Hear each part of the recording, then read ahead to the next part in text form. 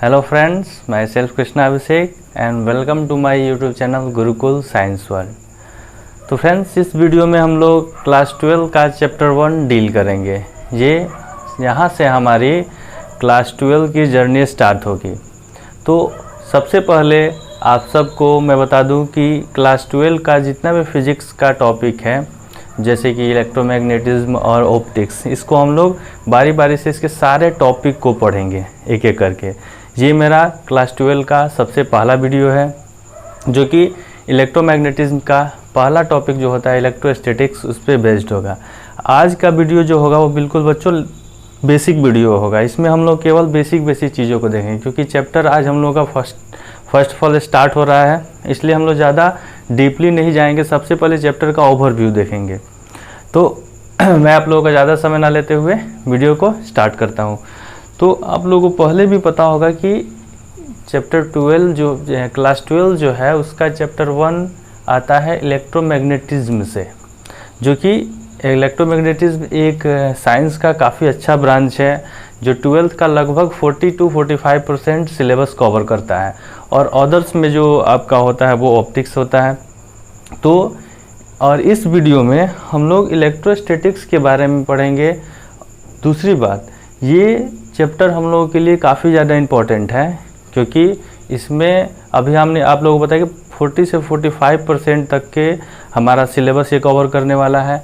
और इसमें आप लोगों को मैं बता दूं कि जो जैसे कि चैप्टर 11 में हम लोगों ने पढ़ा था क्लास 11 में, तो उसमें सारी चीज़ें हम लोगों को दिख रही थी, जैसे कि बॉडी दिख रहा था, मास दिख रहा था, या फिर कोई बॉडी जो है वो मूव कर रही है वो भी दिख रही थी। और ये जो क्लास 12 है ये आपका टोटल इमेजिनेशन है, यानी यहाँ पे कुछ दिखेगा नहीं। यहाँ पे हम लोग इसके बारे में पढ़ेंगे, चार्ज के बारे में। स्टडी ऑफ चार्ज को ही इलेक्ट्रोमैग्नेटिज्म कहा जाता है। तो उस चार्ज के बारे में हम लोग पढ़ेंगे जिसको हमने कभी देखा नहीं है। तो चलिए, आज मैं अपना सबसे पहला वीडियो क्लास 12 का स्टार्ट करने जा रहा हूँ, फिजिक्स का। तो बच्चों, सबसे पहले हम लोगों को बात कर लेना चाहिए इलेक्ट्रोमैग्नेटिज्म का।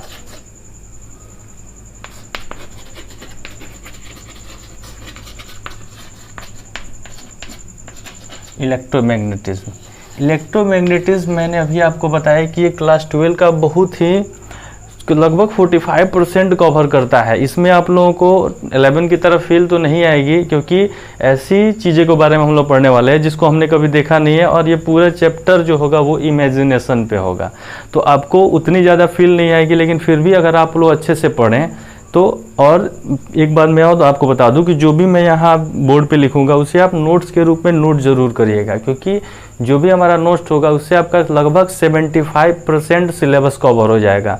अदर के लिए आप लोगों को बुक उठाना पड़ेगा। लगभग हम लोग नोट्स में यहाँ पे जितने भी समझेंगे, न्यूमेरिकल को छोड़ करके, न्यूमेरिकल का एक अलग पोर्शन होगा, तो 75% सिलेबस हम लोग कवर कर लेंगे नोट्स के माध्यम से। और इससे काफ़ी आप लोगों को मज़ा भी आएगा पढ़ने में। तो चलिए शुरू करते हैं। सबसे पहले इलेक्ट्रोमैग्नेटिज्म। तो बच्चों, इलेक्ट्रोमैग्नेटिज्म क्या है? तो electromagnetism is the study of charge. Electromagnetism is the study of charge. Electromagnetism is the study of charge, यानी इलेक्ट्रोमैग्नेटिज्म किसकी स्टडी है? चार्ज की स्टडी है। अब ये चार्ज कितने तरह से होते हैं? तो एक, अगर हम लोग खुद से सोचें तो एक चार्ज हो सकता है रेस्ट में, उसके बाद हो सकता है मूविंग विथ वेलोसिटी, और दूसरा थर्ड में हम लोग इसको एक्सेलरेट भी करा सकते हैं, एक्सेलरेटेड। ये चार्ज जो है या तो क्या हो सकता है, रेस्ट में हो सकता है, या फिर किसी वेलोसिटी के साथ मूव कर सकता है, या फिर इसे हम लोग इसे एक्सेलरेट करा सकते हैं। तो इसे ही अलग अलग कर करके हम लोग क्या पढ़ेंगे, एक एक चैप्टर पढ़ेंगे अपना, जो कि चार्ज जब रेस्ट में रहेगा तो हमारा होगा इलेक्ट्रोस्टैटिक्स। चार्ज जब हमारा मूव करेगा तब हम लोग पढ़ेंगे मैग्नेटिज्म। और जब चार्ज हमारा क्या होगा, एक्सेलरेट करेगा, तब पढ़ेंगे हम लोग इलेक्ट्रो मैग्नेटिक वेव्स। ये हो गया हमारा इस इलेक्ट्रोमैग्नेटिज्म का ओवरव्यू, जो कि हमारा 12th का लगभग 45% सिलेबस है। तो फिर से एक बार बात कर ले, electromagnetism study of charge. Charge कब रेस्ट में, तो इलेक्ट्रोस्टैटिक्स। चार्ज जब मूव करेगा तो मैग्नेटिज्म। चार्ज जब एक्सेलरेट होगा तो इलेक्ट्रोमैग्नेटिक वेव। अब ये हमारे जो है ये एक एक क्या है, मोटे मोटे टॉपिक हैं जिसको हम लोग 12th में डील करेंगे। तो सबसे पहला हम लोग को इलेक्ट्रोस्टैटिक्स पढ़ना है। तो इलेक्ट्रोस्टैटिक्स में बच्चों क्या आता है, चार्ज आता है, चार्ज का प्रॉपर्टीज आता है, उसके बाद से हम लोग कंजर्वेशन ऑफ चार्ज पढ़ते हैं, मास और चार्ज के बारे में पढ़ते हैं, इसमें कैपेसिटर भी आता है, या फिर ये इलेक्ट्रिक फ्लक्स भी आता है, कूलॉम्स लॉ आता है, बहुत सारी चीज़ें इसमें हम लोग पढ़ने वाले हैं। उसी तरह से मैग्नेटिज्म में जब चार्ज मूव करेगा तो वो क्या होगा, मैग्नेटिक फील्ड प्रोड्यूस करेगा। इसमें हम लोग क्या पढ़ेंगे, मैग्नेटिज्म में मैग्नेटिक फील्ड को पढ़ेंगे। हाँ, इलेक्ट्रोस्टैटिक्स में हम लोग पढ़ने वाले हैं इलेक्ट्रिक फील्ड। ये एक इम्पॉर्टेंट टॉपिक हम लोग का। मैग्नेटिज्म में हम लोग पढ़ने वाले हैं मैग्नेटिक फील्ड। ये दो एक इम्पॉर्टेंट क्या है, टॉपिक है हमारे इलेक्ट्रोस्टैटिक्स और मैग्नेटिज्म में। तो आज हम लोग ज़्यादा नहीं, केवल इलेक्ट्रोस्टैटिक्स का बेसिक देखेंगे, ज़्यादा अंदर नहीं जाना है, बिल्कुल बेसिक बातें हो रही हैं जो आप लोगों को पहले से भी पता होगा। तो इलेक्ट्रोस्टैटिक्स हम लोग अभी पढ़ने जा रहे हैं। अभी हम लोग क्या पढ़ेंगे बच्चों, अभी हम लोग पढ़ने वाले हैं इलेक्ट्रोस्टैटिक्स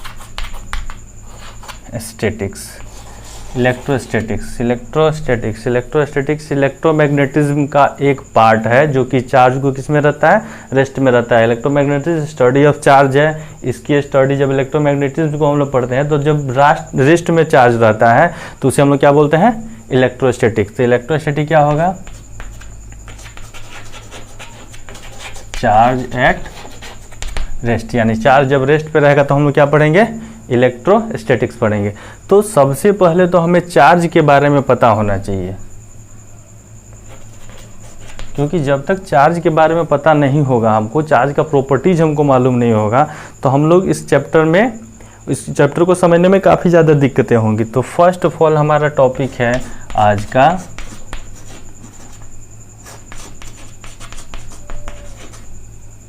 प्रॉपर्टीज ऑफ चार्ज, यानी चार्ज के प्रॉपर्टीज। जो प्रॉपर्टीज ऑफ चार्ज जो है आपका, एक मिनट रुकिए,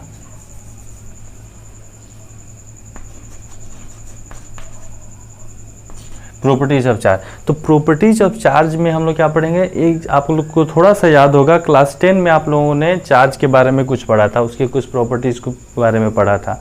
इसी में उसी चीज़ को है, पहले भी हम लोग को बताया कि हम इस चैप्टर में जो भी पढ़ेंगे बिल्कुल बेसिक बातें होंगी।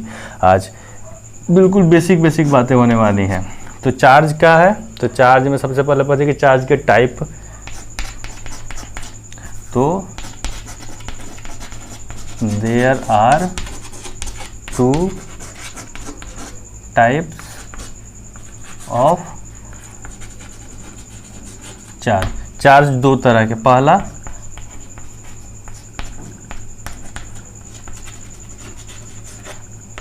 पॉजिटिव चार्ज, दूसरा नेगेटिव चार्ज। पहला क्या हो गया, पॉजिटिव चार्ज, इसको इंडिकेट करते हैं हम लोग प्लस VE से, दूसरे को माइनस VE से, नेगेटिव चार्ज। अब देखिए चार्ज को प्लस और माइनस क्या कहा गया, देखा गया कि ये चार्ज का डिस्कवर जो था वो किया था बेंजामिन फ्रैंकलिन ने। तो उन्होंने क्या देखा कि जब एक पॉजिटिव चार्ज था और एक दूसरा नेगेटिव चार्ज था, तो ये एक चार्ज दूसरे चार्ज का क्या अपोजिट नेचर रखता था। तो उन्होंने क्या किया, एक का नाम प्लस और एक का नाम माइनस रख दिया, जिसे पॉजिटिव और नेगेटिव बोलते हैं। अब बच्चों हम लोग पढ़ते हैं इन दोनों के बीच रिलेशन क्या होता है।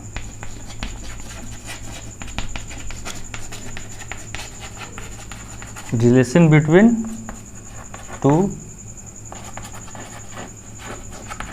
चार्जेस। तो सबसे पहले हम लोग जानते हैं like charges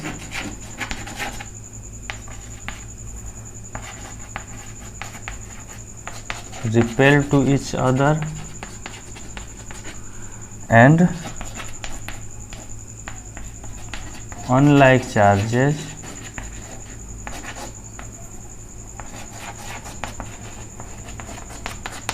attract to each other. यानी पहला रिलेशन हमको क्या मिला, पहले तो मिला कि कितने टाइप के चार्ज होंगे, दो टाइप के, एक पॉजिटिव होगा दूसरा निगेटिव होगा। उसके बाद से मिला कि रिलेशन क्या होता है चार्जर का, तो like charges repel to each other, एक तरह के चार्ज होंगे वो रिपेल करेंगे और अनलाइक चार्जेज होंगे तो स्टक करेंगे। इसको देखिए जैसे प्लस और प्लस या फिर माइनस और माइनस, इन दोनों में होगी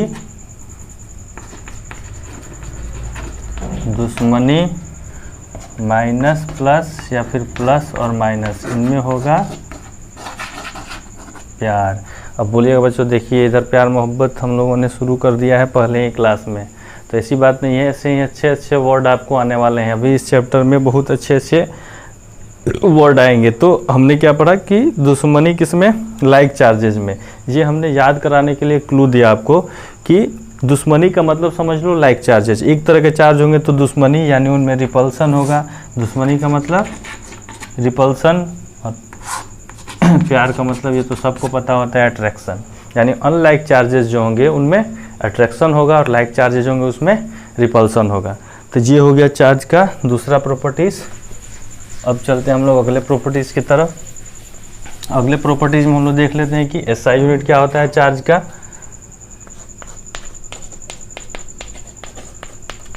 एसआई यूनिट ऑफ चार्ज, तो चार्ज का एसआई यूनिट है आपका कूलम्ब। इसको हम लोग कैपिटल सी से डिनोट करते हैं। चार्ज का एसआई यूनिट कूलम्ब, जिसको हम लोग कैपिटल सी से डिनोट करते हैं। अब देखिए अब जो बात आई, चार्ज का यूनिट तो कूलम्ब हो गया। अब एक कूलम्ब चार्ज में एक चीज और, सबसे छोटा चार्ज, स्मॉलेस्ट चार्ज,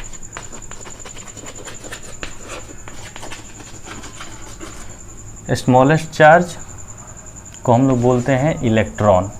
बात अब सुना होगा आपने कि सबसे छोटा चार्ज जो होता है, स्मॉलेस्ट यूनिट ऑफ चार्ज हम लोग लिखते हैं, स्मॉलेस्ट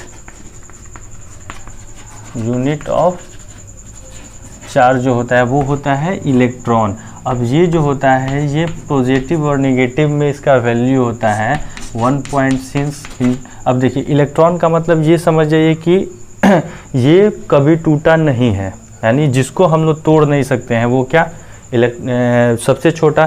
तो हमने बोला स्मॉलेस्ट यूनिट ऑफ चार्ज, यानी अब ये इलेक्ट्रॉन से छोटे चार्ज अभी तक हम लोगों ने नहीं देखे हैं। तो उसका वैल्यू कितना है, इलेक्ट्रॉन का वैल्यू 1.6 इंटू 10 का पावर -19 कूलम्ब। ये आप लोगों ने पढ़ा होगा एक इलेक्ट्रॉन। अब ये पॉजिटिव नेगेटिव, अब इलेक्ट्रॉन को अगर पॉजिटिव में चार्ज होगा तो उसे हम लोग प्रोटॉन के नाम से जानते हैं, नेगेटिव होगा तो उसको न्यूट्रॉन के नाम से जानते हैं। यहाँ एक चीज़ आप लोगों को मैं स्टार दे करके बताता हूँ जो कि हम लोगों को कंसीडर नहीं करना है। एक क्वार्क्स नाम का चार्ज आया है,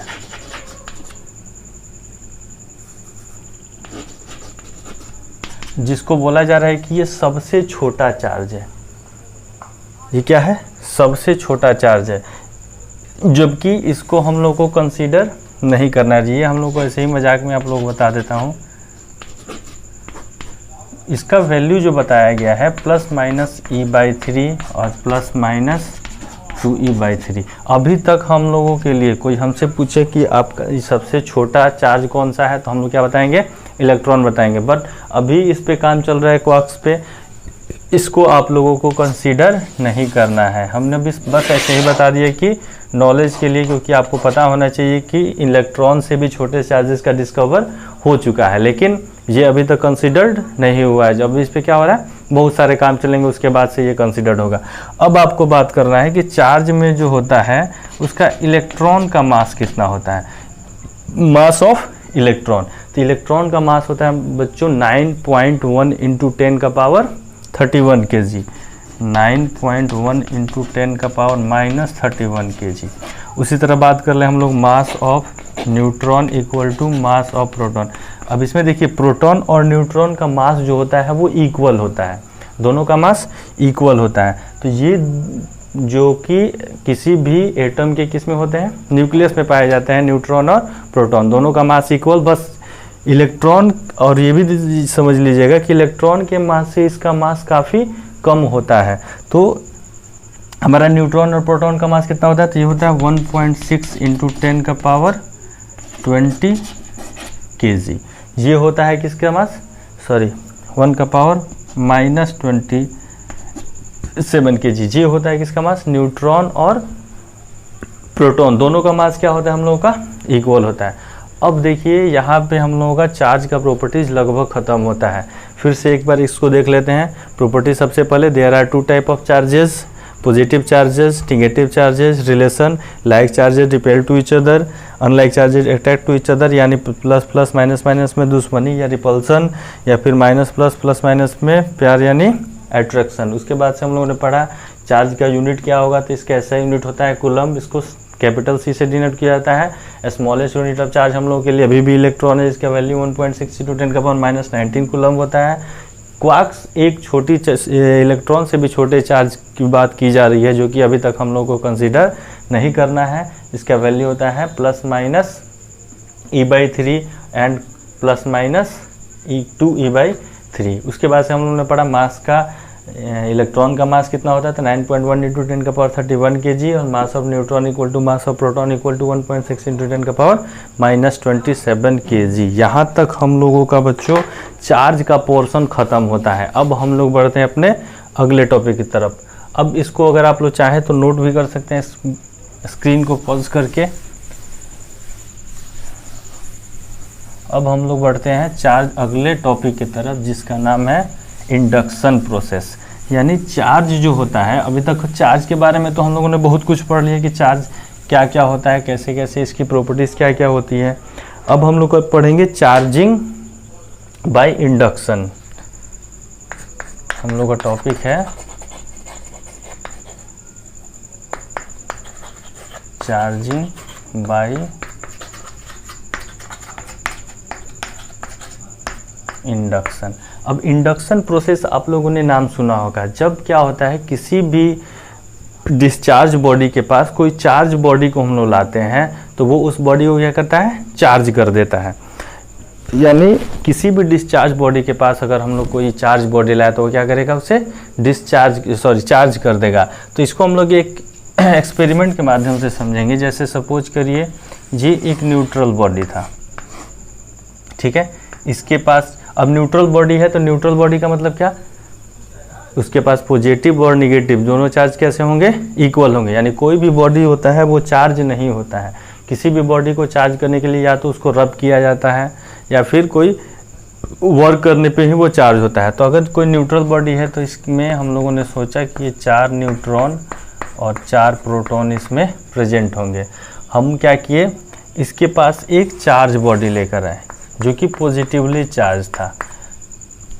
अब नेक्स्ट में देखिए इसके साथ क्या हुआ। तो जैसे ही पॉजिटिवली चार्ज बॉडी इसके पास आया, तो जब पॉजिटिव चार्ज इसके पास आएगा, यानी ये क्या करेगा, पॉजिटिव, अभी हम लोगों ने यहाँ पे पढ़ा था दुश्मनी किसके साथ होता था, लाइक चार्जेस के साथ। तो जब इसके पास 2 पॉजिटिव चार्ज यहाँ इसके पास आया, तो ये बिहेव करने लगा किसकी तरह, ये सारे निगेटिव चार्जों को अपनी ओर अट्रैक्ट किया, और पॉजिटिव चार्ज को क्या किया, धक्का देने लगा। तो धक्का देने लगा, तो यहाँ पे हम लोगों ने क्या किया, एक अर्थिंग लगा दिया। यहाँ एक अर्थिंग लगा देने से जितने पॉजिटिव चार्ज थे वो सारे पॉजिटिव चार्ज कहाँ आ गए, अर्थ में आ गए। एक एक करके ये सारे पॉजिटिव चार्ज अर्थ में आ गए। यानी ये बॉडी क्या हो गया, ये निगेटिव चार्ज इस बॉडी में केवल बच गया। और फिर क्या हुआ, हमने क्या किया, अब जैसे सारे पॉजिटिव चार्ज जैसे बाहर निकल गए अर्थिंग के रास्ते, तो हमने इस पॉजिटिव चार्ज बॉडी को हटा दिया। तो ये बॉडी हमारा हो गया आपका निगेटिवली चार्ज, ठीक है बच्चों। तो ये क्या हो गया, जैसे कि एक अनचार्ज बॉडी के पास हमने एक चार्ज बॉडी को लाया, जिसने क्या किया, अगर ये निगेटिव चार्ज बॉडी होता तो ये प्लस को अट्रैक्ट करता और माइनस को क्या कर देता, बाहर कर देता। तो ये बॉडी क्या था, न्यूट्रल था। न्यूट्रल के बाद जब इस चार्ज बॉडी के पास लाए, तो ये जितने निगेटिव चार्ज बॉडी थे उसको, निगेटिव चार्ज थे उसको अपनी ओर अट्रैक्ट किया। यानी ये सारे निगेटिव चार्ज इसके पास आ गए। पॉजिटिव चार्ज को धक्का भी दिया इसने, क्योंकि इससे दुश्मनी थी, प्यार जिससे था उससे इसको अट्रैक्ट किया। अब जितने पॉजिटिव चार्ज थे वो सारे नीचे आ गए। अब हमने क्या किया, जो चार्ज बॉडी था उसको यहाँ से हटा लिया, तो ये बॉडी क्या हो गया, निगेटिवली चार्ज बॉडी हो गया। तो इस तरह से हम लोग किस इंडक्शन के थ्रू चार्ज को किसी भी बॉडी को चार्ज करते हैं। एक चीज़ हमेशा ध्यान रखिएगा, इंडक्शन के थ्रू जो बॉडी चार्ज होती है वो किसी भी बॉडी के नियर लाया जाता है, इसके कांटेक्ट में हम लोग नहीं लाते हैं, यानी इसे टच कभी नहीं करते हैं, उसके नज़दीक ला करके ही चार्ज का ट्रांसफ़र किया जाता है। ठीक है, ये हो गया चार्जिंग बाय इंडक्शन। अब अगला प्रोसेस, अगला टॉपिक जो हम लोगों का है वो है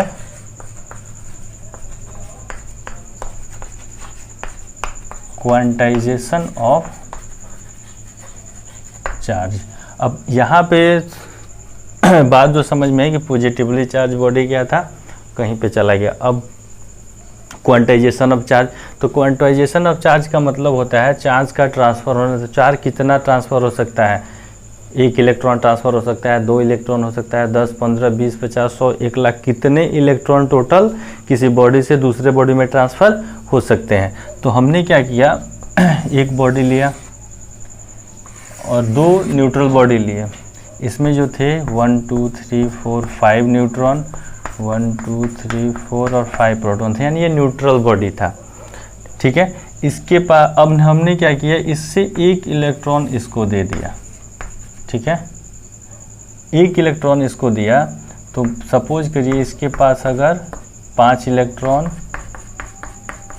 और 5 प्रोटॉन हो, तो 1 इलेक्ट्रॉन देने के बाद क्या किया हमने, 1 इलेक्ट्रॉन इसको ट्रांसफ़र किया। तो 1 इलेक्ट्रॉन डालने के बाद ये क्या हो गया, 1 निगेटिव इलेक्ट्रॉन इसमें बढ़ गया, जो कि कहाँ से आया था, इस बॉडी से आया था। और इसमें क्या हुआ, 1 निगेटिव इलेक्ट्रॉन कम हो गया देने के बाद। तो देने के बाद का जो कंडीशन था वो था इसमें 4 इलेक्ट्रॉन और 5 प्रोटॉन, और इसमें क्या हो गए 6 इलेक्ट्रॉन और 5 प्रोटॉन। ये कब हो गई, जब हमने 1 इलेक्ट्रॉन ट्रांसफ़र कर दिया था, उसके बाद की बात है। तो जब हमने 1 इलेक्ट्रॉन ट्रांसफ़र किया, 1 इलेक्ट्रॉन, तो ये जो था, ये निगेटिव चार्ज जो थे इसमें 4 बच गया, और इसके पास कितने निगेटिव चार्ज, पॉजिटिव चार्ज 5, इसके पास निगेटिव चार्ज का संख्या बढ़ गया, यानी ये निगेटिव चार्ज टोटल 6 हो गए। यानी इस बॉडी में मेजॉरिटी किस चार्ज की हो गई, पॉजिटिव चार्ज की, इसलिए ये पॉजिटिव चार्ज बॉडी कहलाया। इसमें किस में मेजॉरिटी हो गई, निगेटिव चार्ज बॉडी की, इसलिए ये निगेटिव चार्ज बॉडी कहलाया। अब यहाँ पे क्या हो रहा है, इलेक्ट्रॉन लॉस हो रहा है। तो जब भी इलेक्ट्रॉन लॉस होगा वो बॉडी पॉजिटिवली चार्ज होगी, और जब भी इलेक्ट्रॉन का गेन होगा तो वो बॉडी निगेटिवली चार्ज होगी।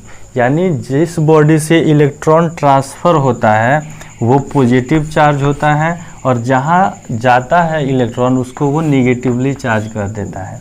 ये बात आप लोगों को याद रखनी है।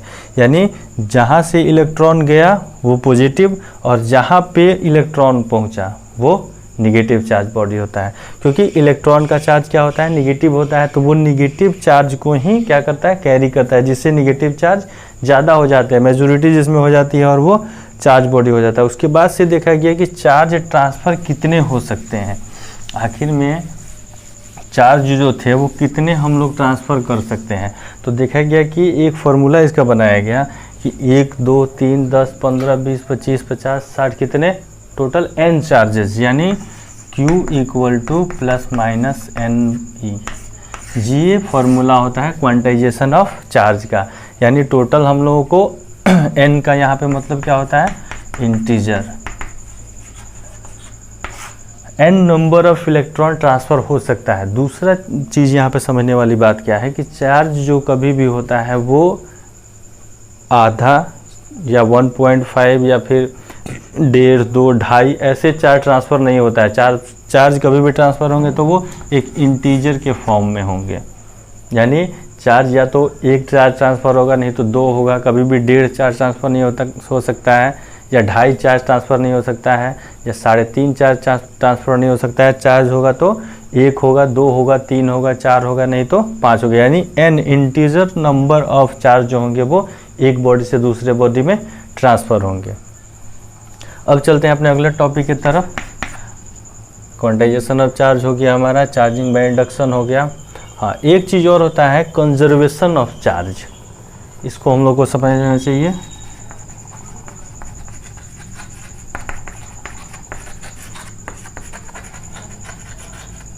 ये भी चार्ज का ही एक प्रॉपर्टीज है, कंजर्वेशन ऑफ। कंजर्वेशन का मतलब आप लोगों को पता होगा कि चार्ज कभी भी कंजर्व रहता है किसी भी आइसोलेटेड सिस्टम में।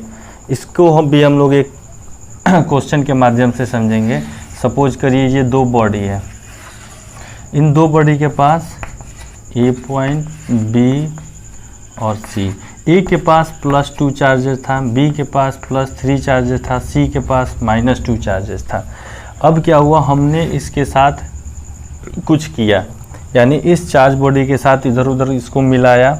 मिलाने के बाद सारे चार्जेस को मिलाने के बाद ए, बी और सी। ए पे चार्ज बच गया कितना, 3, बी पे हो गया -1, तो सी पे आप लोगों को बताना है कि कितने चार्ज सी कैरी किया। काफ़ी आसान क्वेश्चन है।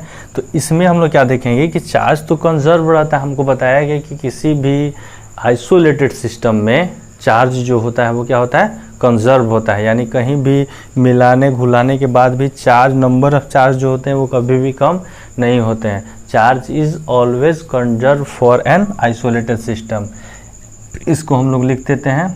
अभी पहले देख ली, इसको सॉल्व किया जाए। देखिए इसमें क्या थे, A charge A plus B plus C, यानी जो होगा हमारा A plus B plus C equal to होगा A plus B plus C के, क्योंकि चार्ज तो कंजर्व होता है तो जितना चार्ज इधर था उतना ही चार्ज उधर होना चाहिए। ए पे कितना 2 पॉजिटिव +3 और ये -2, इधर ए कितना 3, ये -1 और +x। इधर देखिए तो हम लोग 2 और 3, ये प्लस में तो 3 और 2 5 में से 2 को माइनस कर दिए 3, यानी +3 चार्ज इधर है।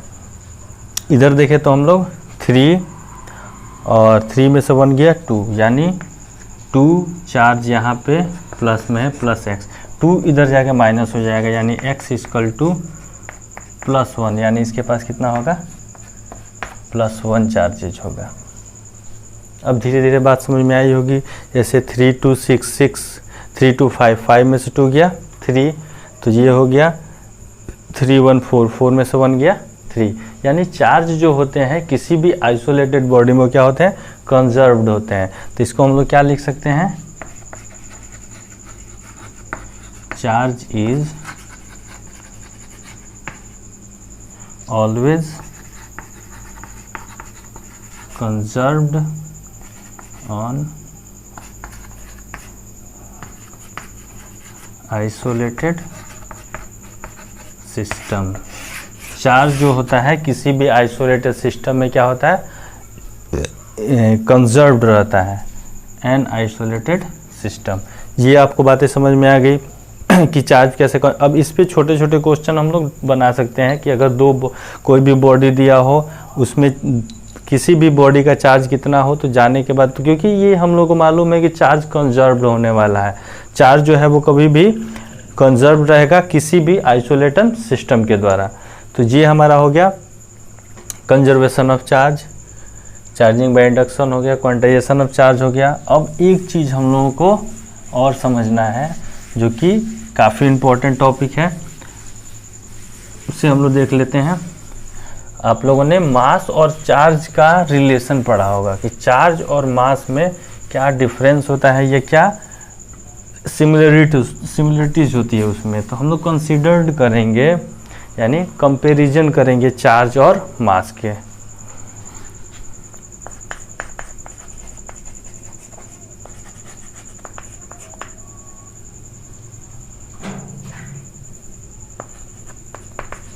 कंपैरिजन ऑफ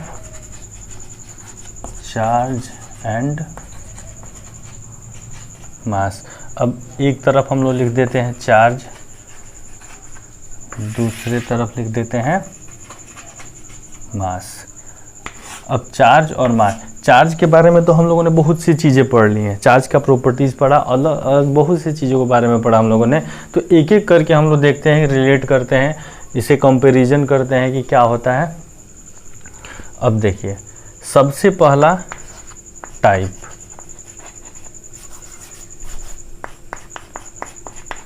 तो ये दो तरह के चार्ज थे, एक पॉजिटिव दूसरा निगेटिव।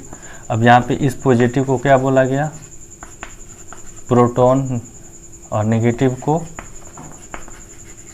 इलेक्ट्रॉन। अब मास का जो था, मास में तो टाइप होते हैं, नहीं होते हैं, mass is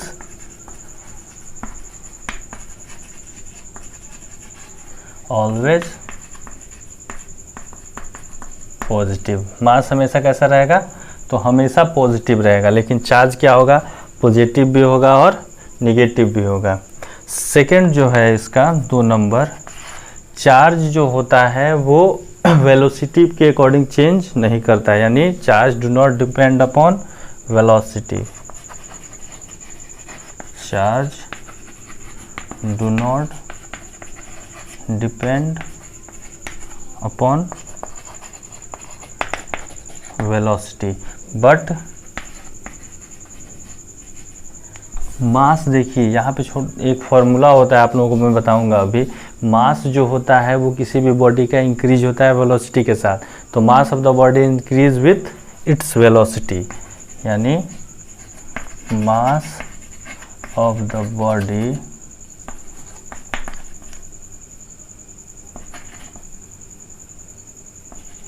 increase with velocity, यानी mass of the body increase with velocity. तो इसका एक फॉर्मूला बनाया गया, m equal to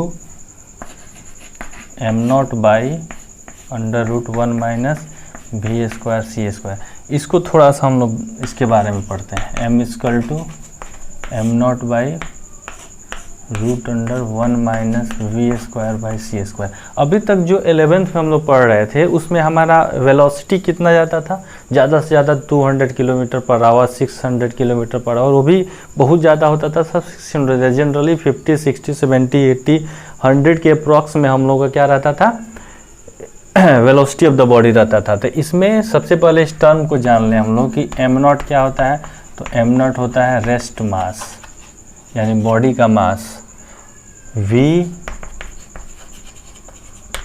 velocity of object. c के बारे में आप लोगों को पता होगा, ये स्पीड ऑफ लाइट है, ये क्या है, स्पीड ऑफ लाइट है।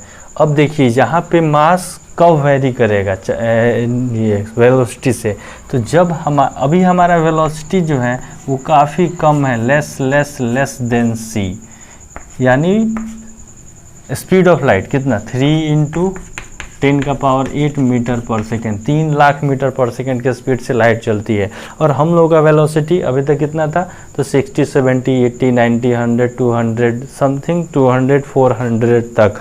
तो क्या यहाँ पे अगर हम लोग 400 रखें और यहाँ पे 3 लाख रखें, तो 400 का स्क्वायर और 3 लाख का स्क्वायर, जब इसको हम दोनों को डिवाइड करेंगे तो अप्रॉक्स 0 पॉइंट कुछ आएगा। अब 0 पॉइंट कुछ में से भी 1 को माइनस करेंगे तो 1 आएगा। अब 1 का रूट कितना हो जाएगा, 1, और 1 से डिवाइड करेंगे m0 को, तो क्या होगा, इस मास में कोई इफेक्ट नहीं पड़ेगा। तो छोटे वेलोसिटी के लिए ये मास जो होता है ये वेरी नहीं करता है। ये कब वेरी करेगा, जब वेलोसिटी जो होगा वो स्पीड ऑफ लाइट के अकॉर्डिंग चलेगा, यानी हमारा वेलोसिटी कितना हो जाए, स्पीड ऑफ लाइट से भी बढ़ जाए, तब हमारा मास जो होगा बढ़ेगा। बट एक रेस्ट बॉडी का मास एक मूविंग बॉडी के मास से कभी भी ज़्यादा होता है, चाहे वो कितना भी ज़्यादा क्यों ना हो। तो यहाँ पे हम लोग बात किसकी करने वाले हैं, चार्ज की। चार्ज जो है वो इसका वेट कितना है, चार्ज का वेट कितना था, इलेक्ट्रॉन का वेट कितना था, इलेक्ट्रॉन का वेट था हमारा 9.1 न्यूटन का पावर 31 kg। अब इतना छोटा चार्ज समझ लो, उसको थोड़ा सा एक थप्पड़ दिया जाए, कितना तेज एक्सेलरेट होगा वो, और कितने स्पीड से वो आगे की तरफ भागेगा। उसी तरह से हम लोग यहाँ पे 10 का पावर 7, 10 का पावर 6, 10 का पावर 8 बीटा पार्टिकल्स जो होंगे वो इससे स्पीड से भी भागेंगे। तो उसमें क्या होगा, मास हमारा वेरी करेगा। तो मास वेरी कब करता है, जब बॉडी का वेलोसिटी स्पीड ऑफ लाइट के वेलोसिटी के कंपैरिजन में ज़्यादा होता है, तब हमारा मास जो होता है वो रेस्ट मास से उस बॉडी का मूविंग मास, बॉडी का जो मास होता है वो ज़्यादा होता है। अदरवाइज जब v हमारा c से काफ़ी कम हो तब हमारे बॉडी ये रेस्ट मास जो होता है वो उस बॉडी के मास के लगभग इक्वल माना जाता है। ठीक है, तो ये हमारा था सेकेंड में कि चार्ज जो था वो वेलोसिटी पे डिपेंड नहीं करता था, बस मास जो था वो वेलोसिटी पे डिपेंड करता था। और वो भी कैसे, जब बॉडी का मास स्पीड ऑफ लाइट के मास से ज़्यादा हो जाए। अब चलते हैं हम लोग तीसरे पॉइंट की तरफ। तीसरे पॉइंट में बताया गया कि चार्ज जो होता है आपका, ये मास के, ये चार्ज एग्जिस्ट विदाउट मास, यानी चार्ज जो होगा वो मास के बिना एग्जिस्ट कर सकता है।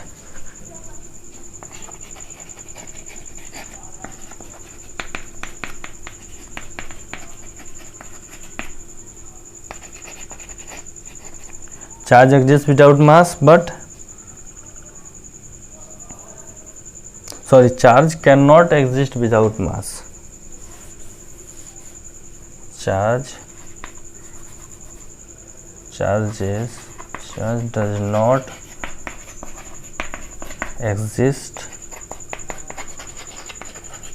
without mass, यानी चार्ज किसी भी बॉडी का होगा वो मास के साथ ही आता है, ये एग्जिस्ट नहीं कर सकता है। चार्ज जब भी आएगा उसमें क्या होगा, मास कहीं ना कहीं जरूर छुपा होगा, यानी charge does not exist without mass. Charge में मास जो होता है वो प्रेजेंट होता है, लेकिन मास जो होता है, mass is exist without charge, यानी मास के लिए जरूरी नहीं कि कोई बॉडी चार्ज हो, क्योंकि अभी हम लोगों ने पढ़ा कि बॉडी कितने तरह के चार्जेस जो होंगे वो 3 तरह के होंगे। एक तो पॉजिटिव चार्ज होगा, एक निगेटिव चार्ज होगा और एक न्यूट्रल।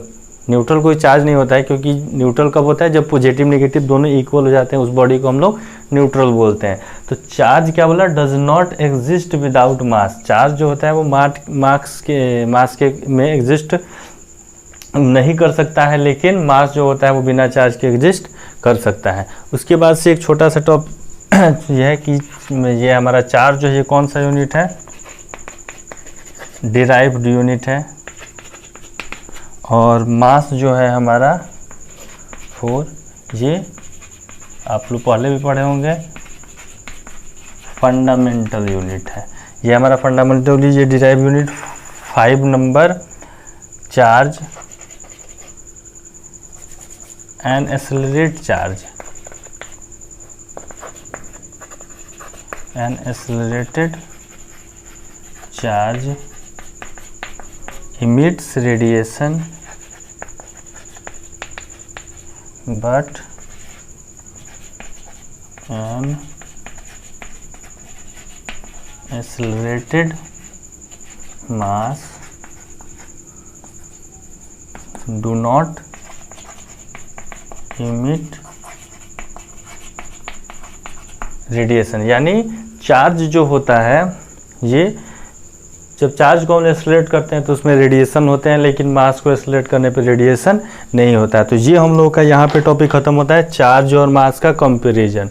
अब हम लोग चलते हैं अपने लास्ट टॉपिक के तरफ, जो कि काफ़ी इम्पोर्टेंट है, जिसको आप लोगों ने पीछे केवल नाम सुना होगा इसका नाम क्या है, कूलॉम्स लॉ। कूलॉम्स लॉ आप लोगों ने सुना होगा, पहले बहुत बार आप लोगों ने सुना होगा।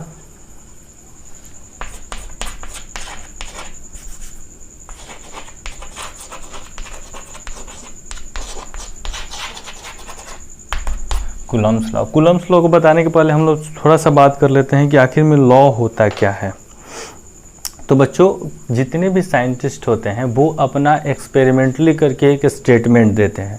उस स्टेटमेंट को अदर साइंटिस्ट क्या चाहते हैं कि किसी तरह से इसको काट करके इनके स्टेटमेंट को गलत साबित कर दिया जाए।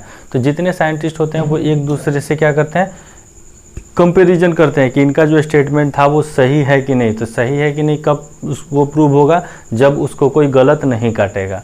तो लॉ कब बनता है, लॉ बनता है क्योंकि जब हम लोग जब साइंटिस्ट को ये स्टेटमेंट दिया, उस स्टेटमेंट पे सारे साइंटिस्ट ने वर्क किया, सब का रिजल्ट सेम आया।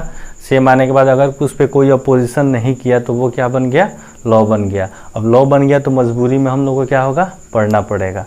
अब सबसे पहले कूलॉम्स लॉ में होता क्या है, तो कूलॉम्स लॉ में बताया गया the force between the two charges is directly proportional to product of both charges and inversely proportional to square of distance between them.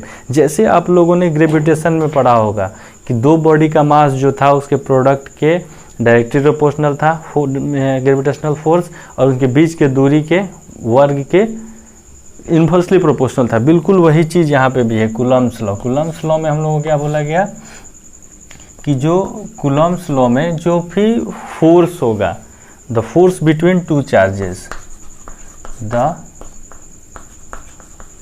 Force between two charges is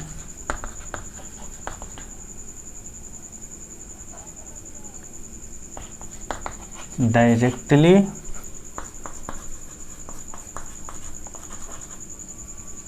proportional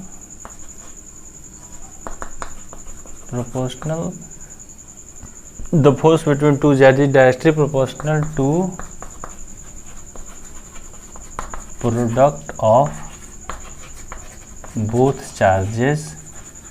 ये इसका पहला यहाँ पे है, क्योंकि ये क्या है, the force between two charges is directly proportional to product of both charges and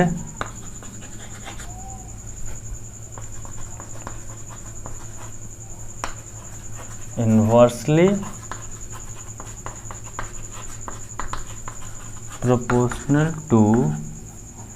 proportional to a square of distance between them। ये हो गया कूलम्ब्स लॉ। कूलम्ब्स लॉ में इन्होंने बताया था कि the force between the two charges is directly proportional to their product of charges and inversely proportional to a square of the distance between them. अब इसमें देखिए, इसको हम लोग मैथमेटिकली कैसे लिखते हैं। तो अगर मान सपोज करिए कि एक चार्ज यहाँ पे Q1 प्लस Q और यहाँ पे एक चार्ज था Q2, जो कि दोनों पॉजिटिव चार्जेस थे। तो दोनों पॉजिटिव चार्जेस में हम लोग अभी चार्ज का आप लोगों को प्रॉपर्टीज़ पढ़ाया, तो उसमें क्या बताया था, दोनों में दुश्मनी होगी, यानी ये इसका फोर्स इधर के तरफ, ये फोर्स इधर के तरफ। तो जो फोर्स होगा वो 1 ड्यू टू 1 होगा और ये फोर्स 2 ड्यू टू 1। तो ये दोनों देखिए कि अपोजिट डायरेक्शन में फोर्स लग रहे हैं। अब क्या करते हैं हम लोग, एक और चार्ज लेते हैं, जैसे कि यहाँ पे Q1 निगेटिव ले लिया और यहाँ पे Q2 पॉजिटिव ले लिया। अब इनमें किस तरह का फोर्स होगा, तो इनमें तो अट्रैक्शन फोर्स होगा, प्यार होगा दोनों के बीच में, क्योंकि ये निगेटिव है और ये पॉजिटिव है। तो ये इसको अपनी ओर खींचेगा और ये भी इसको अपनी ओर खींचेगा, यानी ये F1 due to 2 F2 due to 1। अब इसमें एक चीज़ देखा गया कि फोर्स जो था वो दोनों चार्जेस का अपोजिट डायरेक्शन में लग रहा था। जैसे कि प्लस में है तब भी अब दोनों अपोजिट डायरेक्शन में, माइनस में है तब भी दोनों अपोजिट डायरेक्शन में। तो ये देख करके उन्होंने क्या लॉ बनाया कि द फोर्स जो होता है ये हमेशा अपोजिट डायरेक्शन में भी लगता है। लेकिन एक चीज़ यहाँ पे दिक्कत है, यहाँ पे सवाल खड़े किए गए उनको कि ये जो आप लोग बोल रहे हैं कि चार्जेस जो होंगे वो एक दूसरे पे हमेशा अपोजिट डायरेक्शन में फोर्स लगाएंगे, तो वो चार्जेस ऐसे भी हो सकते हैं, जैसे कि ये Q1 चार्जेस है और ये Q2 चार्जेस है, ये प्लस है, ये प्लस है, तो ये ऊपर की तरफ और ये नीचे की तरफ फोर्स ऐसे भी लग सकता है। लेकिन ये क्या था, ये फोर्स ऐसे नहीं लगता था, ये गलत था। तो फिर साइंटिस्ट ने क्या सोचा कि आखिर में ये चार्ज काम कैसे करता है। तो चार्ज काम कैसे करता था, तो उन्होंने एक और स्टेटमेंट दिया कि force always act along the line joining of two charges. यहाँ पे लिख दिया इन्होंने कि the force is always along line joining the two charges.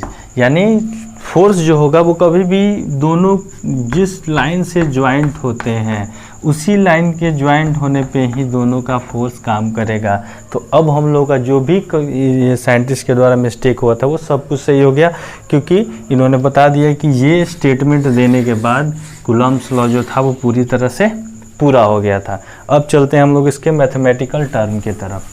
यहाँ तक हम लोगों ने देख लिया कि चार्जेस जो थे वो किस डायरेक्शन में फोर्स लगा रहे थे। अब वो फोर्स कितना लगा रहे थे, कौन कौन से टर्म आते हैं उसमें, उनका वैल्यू कितना होता है, ये सब हम लोग देखेंगे। तो पहला उन्होंने बोला था कि फोर्स जो था वो डायरेक्टली प्रोपोर्शनल था Q1 इंटू Q2 के, क्योंकि product of their masses charges, and inversely proportional था 1/d स्क्वायर के, यानी कि बीच के दूरी के। यहाँ पे हम लोग बना लेते हैं एक Q1 चार्ज, यहाँ पे Q2 चार्ज, दोनों पॉजिटिव ले लीजिए, कोई दिक्कत नहीं है। ये इस डायरेक्शन में, ये इस डायरेक्शन में, यहाँ पे भी F12, यहाँ पे भी F21। अब ये फोर्स जो था वो क्या था, इन दोनों के और इनके बीच का दूरी हम लोग मान लिए d, यानी d डिस्टेंस से ये दोनों क्या है, और in line joining up two charges भी हो गया। अब इनको जब प्रोपोर्शनलिटी हटाया गया तो F जो हो गया वो Q1 Q2/d स्क्वायर। तो प्रोपोर्शनल का साइन हटाने से एक कांस्टेंट K आया, Q1/Q2/d स्क्वायर। अब ये जो था ये कूलम्ब्स लॉ का फॉर्मूला निकल गया, लेकिन K जो था इसका वैल्यू भी बाद में फाइंड किया गया। तो इस K का वैल्यू आया 1/4πε0 इक्वल टू, लेकिन 1/4πε0 का भी वैल्यू हम लोगों ने निकाला, जो कि था 9 × 10 का पावर 9। अब इस K का यूनिट हम लोग निकाल सकते हैं। अब यहाँ पे हम लोग बात करें यूनिट ऑफ K, तो यहाँ पे F इक्वल टू है आपका K Q1 Q2/d स्क्वायर। तो K इक्वल टू क्या हो जाएगा, तो d स्क्वायर और F ऊपर चला जाएगा, ये स्क्वायर है, d स्क्वायर एंड F ऊपर और Q1 Q2 नीचे।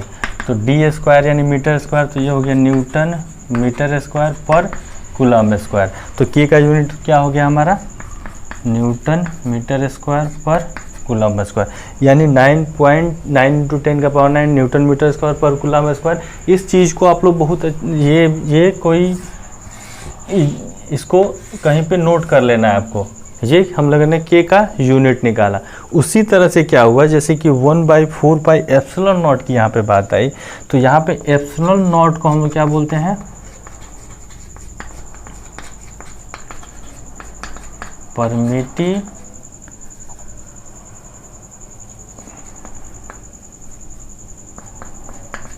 परमिटिविटी ऑफ फ्री स्पेस, यानी बोला गया कि इसको ε0 को परमिटिविटी ऑफ फ्री स्पेस, और इस ε0 का भी वैल्यू निकाला गया।